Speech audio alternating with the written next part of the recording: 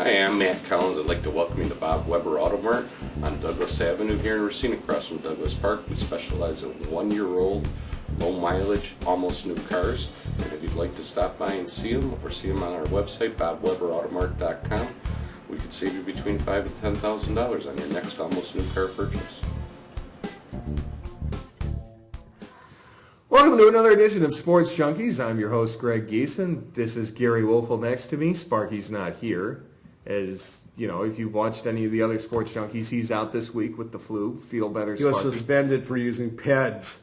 He was not. Let's not start any unsubstantiated I heard rumors. there are rumors flying around at SSP that Sparky's on PEDs. So, okay, moving on. yes, Given that you're talking about Peds, we'll talk about the Brewers. Not that there's anything associated with that, but we're going to talk about the cheater. Well, he did have a fine game yesterday. Ooh, he had one. Three home runs. He's actually had 2 fine games. Not bad for a cheater. Go ahead. I refer to him as the cheater from now on. Okay. Do you think? He's had the thumb problem. Do you think that's going to be something? Go ahead. Go ahead. You know where I stand on this guy. Go ahead. Okay. You can do it. I know. This is... Okay, so when you look at what he's doing, yes. How big of an impact do you think the thumb is going to have, or is that something that he's just going to play through and it's not going to be an issue, given the way that you've seen him perform so far this year, which is only, 7 games so far? Yeah, I mean, this is crazy. I mean, if it's a serious thumb injury, bench him. If he's going to have lapses of bad games mixed in with games of exceptional games like he had the other day with 3 home runs. I mean, those are storybook type games. But the point is, if you continue to play and if that thumb is as bad as they're claiming it is, sit him down, let him rest 2-3 weeks, and then come back and be totally healthy. There aren't any excuses. There aren't any questions. And let the cheater, resume his game. Well, I think that the thing right now is you're beginning to see that no-win situation. It completely personified in the way you're saying, in that he's off to a good start. He's had a 3 home run game. He's done well. Now that's the misperception, Greg. Everybody goes, yeah, he's off to this great start. You know what he's batting? I said good start. I thought you said great. I said but great. I don't even think it's a good start. He's had 2 good games. He's done well in right field, and he's coming off a strong spring. You know what he's batting? Give it to me. .241. That's not good. Small sample size. I know, but then everybody's getting on this bandwagon because he had that 3 home run good games out of 2. 2 good games 6 or 7, out of 6 or 7, which NBA standards. That by baseball standards, that's Hall of Fame stuff, When you look at it, though, you had the start of the season. Even he admitted on opening day there was a little bit of he wasn't swinging right because, okay, you had everything associated with opening day just to begin with. You had everything dealing with his return. Mm-hmm. You had fan reaction. He said, okay, I was a little bit amped up. You get through that first series. Did you say amped up or juiced up? Okay, let's move along here. I'm just saying, with the 2 quality games, with the 3 home run game, you're starting to see that scenario playing out where, okay, you have to question it. Right. You have to say, oh, is that natural talent or is he eating gummies again? And you sit there, and that's not. It's fair, not fair, but it's what you put. It's the perception. He put himself in. Yeah, absolutely. The Brewers and the cheater have nobody to blame but themselves. They're going to get this the rest of the year. He might get that the rest of his career. I mean, people like me are not going to give this guy a break. I mean, especially after throwing other people under the bus, just to save his own reputation. I don't care about the fact that he cheated. A ton of guys cheat in professional sports, okay? But when you throw other people under the bus just for your own good, that gnaws me to no end.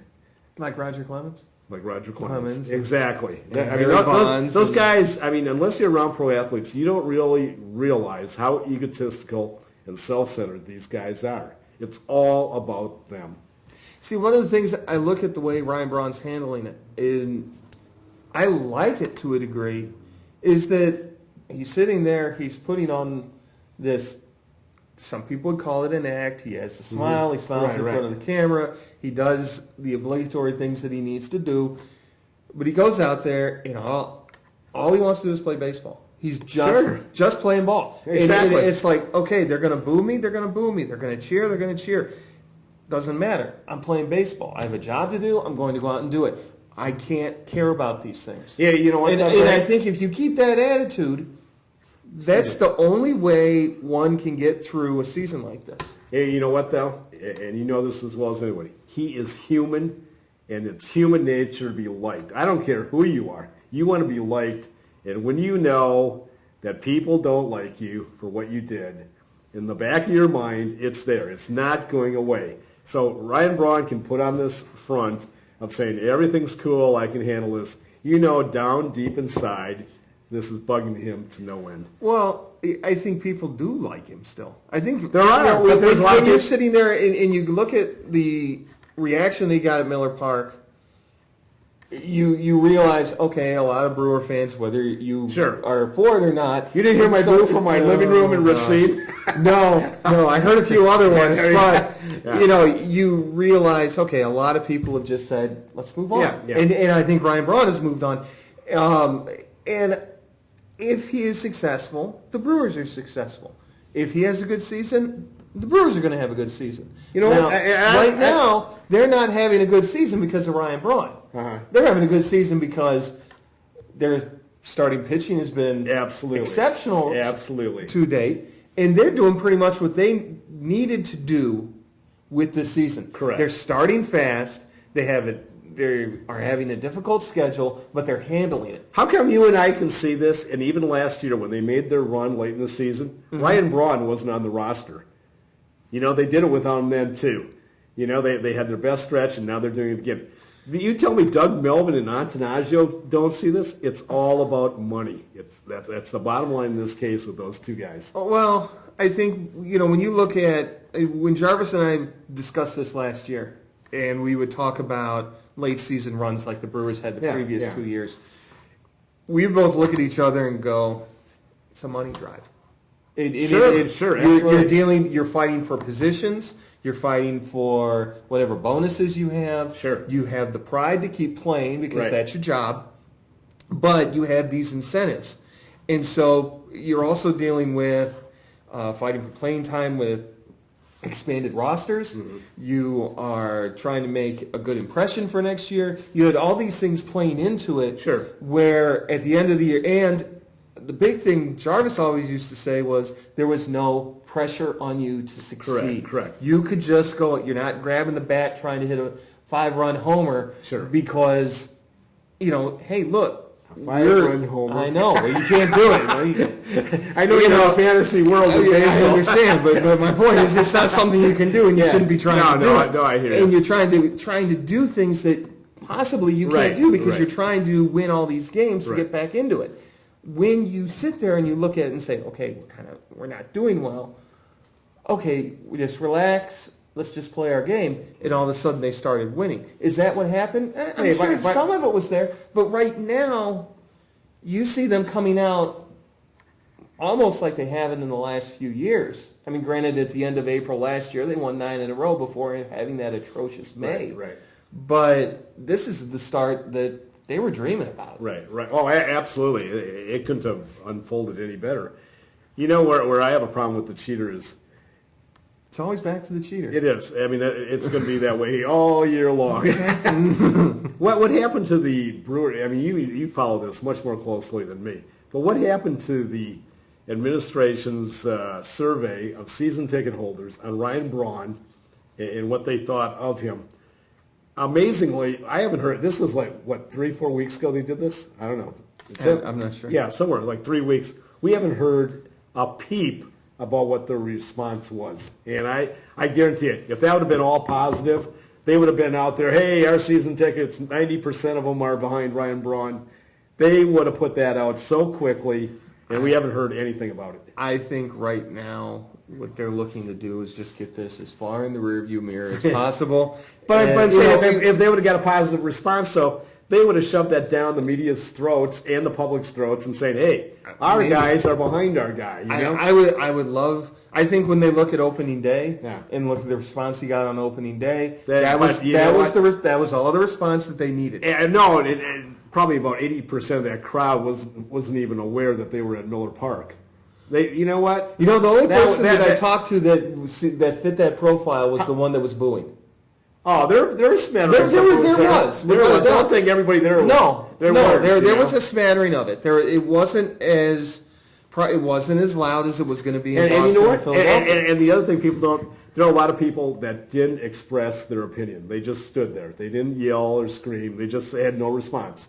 No doubt that's true, but I'll still say when you have a standing ovation twice for him, that kind of says a lot there as well. I think importantly, though, is that... Whatever happened to integrity? We could be talking about this forever. Yes, we may be. You know what? I'll say this. Look, this is, I guess I was talking to a couple people about this, but I will say this. When you look at it, it's sadly, and this is kind of a sad commentary on what society is. Absolutely. Because when you look at it, and I'm as probably as guilty as anyone, but you get a speeding ticket. Okay? You don't go into a speeding ticket and go into court and say, I'm pleading guilty. Put it on my insurance, put it on, I'll pay the fine straight out, $150 here, and it's going to go to my insurance. I'll accept that my insurance rates go up. Sure. No, you go in there, and whatever you did, you go in and you say, I'm pleading not guilty. What deal can I get to get out of this? Mm-hmm. Or I look up and I say, I'm pleading no contest. What can I do to get out of this? And that's what we do. Now, when you sit there and you move that out, if that's what is, and I'm not saying it's right, it's wrong, but that's what people do. And with Ryan Braun, in the situation with him, you sat there and you're like, okay, this is what's happening. How can I get out of this? How can I, I had this test. Exactly. He never said he didn't do it. He just questioned the results and what happened with the processing of the sample. It's the same to a much lesser degree. Someone who looks at their speeding ticket and looks at it and says, "Oh, the cop circled AM instead of PM." Sure. Well, I can prove I was at work and this didn't happen. Right. I'm going to go to court and fight this. Correct. You were speeding. However, because one call is all. You were speeding, and the fact of the matter is, you're trying to get out of it just the same way Ryan Braun tried getting out of on it. You can say. So you would have said, yeah, it was Gery Woelfel's fault that this happened. He was yeah, of course. It was Susan Szymanski's fault. It was somebody else's fault. Not my own, because I'm Ryan the Cheater He Braun. improved my page. He didn't catch it. Exactly. That's what teamwork is all about. Yeah, what I'm basically saying is that's where society has gone to. Yep. And it just continues throughout all the different areas. If you're caught doing something, the first thing you try to do is try and figure out, how can I make this to be the least inconvenient thing in my life? And I look back at the Ryan Braun situation, and I think probably, not that I have any personal knowledge of this at all, but you're looking at it, go, how can I save face? How can I continue doing what I'm doing and have this be the least inconvenient as possible? What happened? You analyze it, you find the hole, and you say, okay, we're going to use this, and that's how you get out of it. Yeah. Now, that's how, sadly, we work in our systems. Yep. Getting back to the Brewers, though. Thank you. Getting back to baseball. What I love about the Brewers right now are the top 5 guys in their order. I mean, I think they're all really good players. I mean, starting out with Gomez. I mean, that is turning out to be a stroke of genius right now, moving up to the leadoff spot so far. I disagree with it. I don't think he should be the leadoff hitter. But I agree. But I mean, you have to admit he's done the job so far. Okay, so far. Segura's been great in the 2-hole. Braun has done the job in 3. Ramirez has been healthy again, white hot. And then you got LaCroix. Those are 5 really good players. I mean, that's got to be one of the top 4 or 5 top end lineups in the league. You look at it. I'd still take the Cardinals over. Oh, sure. There's a couple without a things. doubt. Yeah. But we talked about it last week with Gomez. I get completely worried when I see Carlos Gomez at the top of the order because he's not. Come on, get on the go-go bandwagon. A patient hitter. No, he isn't. And that's what you need for your top of the order guy. Now, can he be successful? We'll see. Long term. Sure, last year he had agree. a great first half. He tailed off in the second half. Mm-hmm. It didn't diminish his fielding. It didn't, Gold Glove center fielder. It didn't diminish the leap forward that he made last year, but it's something that is a concern. Did they catch up to him? Did they find something? Did they see something? How is he going to adjust to that? I told Sparky last week, and Jarvis and I talked about it last year. Last year, it seemed like a lot of times he's swinging from his, just haul off, haul in, and swinging from his heels. And, okay, that's going to produce some homers. That's going to produce some power. But up at the top of the order, that's nice to have. Sometimes you also want to be legging things out. He's got the speed to do it, but I'm not sure he's the bunter that you want. Right, You're exactly. not that somebody that's going to get on base get on somehow, base some way. any Right. way that you have to do it. Right. Okay. But even with that top of the order, I'm still going back to one thing. Pitching. Oh, absolutely. Gallardo's looking Absolutely. good. Sure. Garza's looking good. Right. And whenever any of them have a little bit of trouble, that top of the order. Thornburg's been outstanding. Yeah, they're bailing them out. Absolutely. K-Rod is doing all right. It looks like Henderson is getting his velocity back. It seems like, for now, things are beginning to mesh. This could be a team that surprises people. Goes to the World Series, as I once No. read in the Greg Giesen column. Oh, no, I didn't. I said if they could contend for... I said... that one. Yes. I said... You were one of those guys that was probably maybe, cheering for I Ryan put World Braun. Series in there. Yes, and I you immediately did. wrote right after that, okay, maybe that's a little too far. Here we go. Yeah, Backpedaling already. No, because it's right there in print. Okay. Maybe I went too far with that. That's a little crazy. That would but never happen. I will say this. This is a team that I'm still going to say the Cardinals are a better team. Sure. I'm still going to there's say no doubt about that. I believe the Pirates are going to finish ahead of them. Okay. But this is a team that's going to be, if everyone stays healthy, if you don't have a situation like last year where your lack of depth is incredibly exposed because you have to go 4 deep at first base and you look over at third base and you're going 3 deep at third base because you're trying to make up for first base. Mm-hmm. This team doesn't have that extreme depth. Right. So if you start having injuries, just like any team, you're going to start having some issues.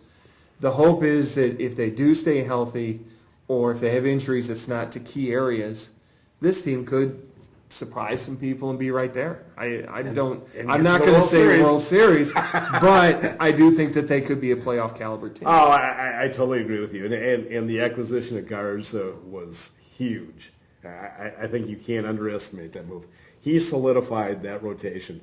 It's like there isn't a drop-off anymore after 2 guys, I will say it is only 7-8 games. I agree. We have a long way to go. Absolutely. I mean, if they lose like a guy like Segura, for instance, or if they lost Gomez, I think they're in big trouble right away.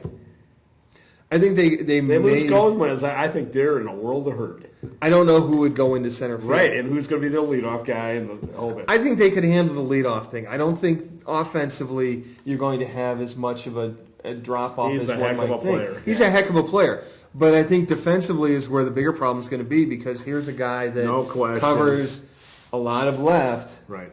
Because Chris Davis is not the greatest fielder you have out there. Mm-hmm. So you have someone who's covering a lot of room there. Right. And you need that. Now, that said, you're going to have to put somebody in there, but let's hope nothing happens. I think that if at second base, you could handle the loss of one of those 2 guys. Yeah, I know. How can you lose something when you don't have anything in Ricky Weeks? We could spend a whole show talking about him, but I served that one up. I'm sorry, folks. Thank you. I hit a 5-run homer. Yeah. You can't do it. That's my point. Exactly. But with that, you at least have a platoon there where you could fill the other person in. Correct. You have some solid depth there. Correct. At first base, that's going to be a scary situation if someone got hurt at first. It's going to be a scary situation if Aramis Ramirez gets hurt. But you have to sit there and hope for the best and move forward. If Luke Roy gets hurt. Oh, and so far so good. I mean, yeah. it's been a dream start for the Brewers. It's everything they could have possibly wanted. Now they got to move forward. The schedule isn't going to get that much easier as you move through April, but this is the start that they needed. That should do it for us. We're done bickering. And thank you for joining us. No, we're not. No. Thank you for joining us. And come back and see us next week when Sparky will return. Thank you.